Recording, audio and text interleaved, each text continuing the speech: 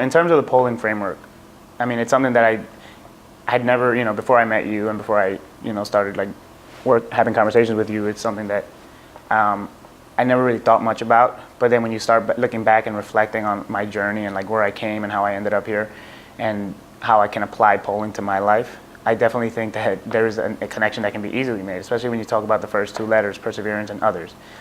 Always fighting and trying to push through those barriers and always trying to make sure that you keep a goal and task at hand and you try and accomplish that. There have been so many times where I wanted to give up and just like stop trying, stop working, or like just take the easy way out, so to speak. But you realize that it's not just for me. The things that I'm doing aren't just for me. Not only am I hoping to leave an impact later on down the line with like other generations in my family, but just in my current generation or even the people that are in my life now, just trying to persevere so that they see that I didn't give up. And if that kind of like inspires others, which would be the second letter, that to me is the end goal, honestly, is to try and help others. It doesn't matter the kind of impact I leave behind, honestly. Like what matters to me more is that people see my struggle and they use it to better themselves. And, even now in my teaching position, I have 16, 17 students.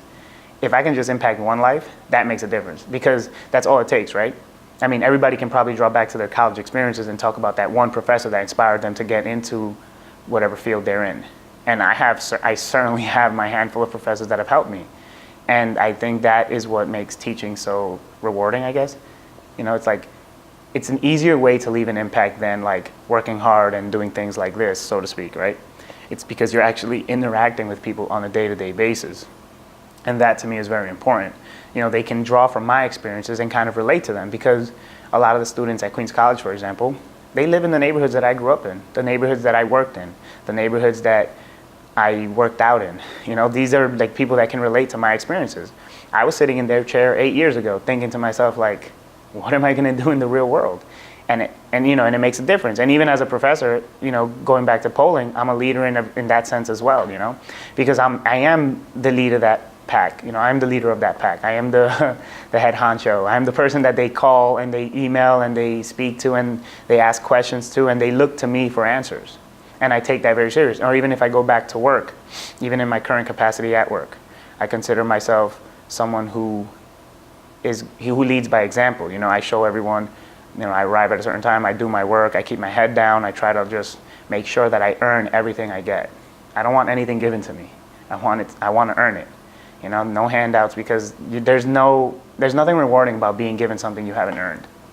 You want the fruits of your labor to pay off because then that's what makes it worth it, right? All the long hours, all the time you spent studying, all the time you spent working, all the time you spent writing, reading, whatever it is. When you see the work pay off at the end, that's when it's most rewarding. Next is inspiring. And I mean, it's a bit intimidating to say that, I want to inspire because, on one hand, that can also come off very disingenuous, like to say, oh, that guy wants to be an inspiration, right? But that's not necessarily what I mean by that, but I don't want it to be my words that inspire. I don't want anything I say to be that inspires people. I want my actions to speak louder than my words. There's many ways that you can inspire people. And I think that the fact that I have persevered and I have helped others and, I like to think I exude great leadership qualities. And I think that in itself is a way to inspire. So I think people can look to me and see my journey, my story and say, you know what? He did it the right way. He didn't, he kept his head down. He worked. He came from his background. My family, they didn't have much, growing up. But you work hard and you do what you have to do. You set goals for yourself and slowly but surely you see the fruits of your labor paying off. And then networking, that's also really very important. And that goes back to like leaving a good impression and making sure that you understand that any room that you're in is an opportunity to meet someone and leave an impact, So that's something that I take very seriously. Doesn't matter what room I'm in, I'm always going to be a confident individual. I'm not going to be in a room and I'm not going to sulk in a corner. I'm not afraid to talk to people, make a name for myself. And I think that that's one of the ways that you grow, which brings us back down to the last letter G. And that's growing, and that's making sure that you're true to yourself, you understand what your purpose and goals are, and you know your strengths and weaknesses. A lot of people might see a weakness and think that, oh, that's my weakness, I can't work on that, so let me focus on my strengths. But that's not necessarily true. Understanding what your strengths are what help you succeed.